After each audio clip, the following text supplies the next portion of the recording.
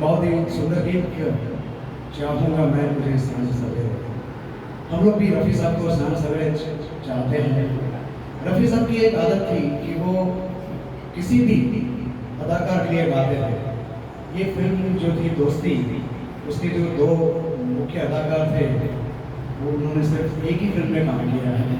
उसके बाद वो कहाँ गए, क्या हुआ, कुछ पता नहीं, लेकिन रफ़ी साहब ने उनके लिए भी गाया। अब जो आपके सामने गाना लेकर के आ रहे हैं, उस गाने से वैसे देखा जाए तो रफ़ी साहब को नेम एंड फेम दोनों मिला।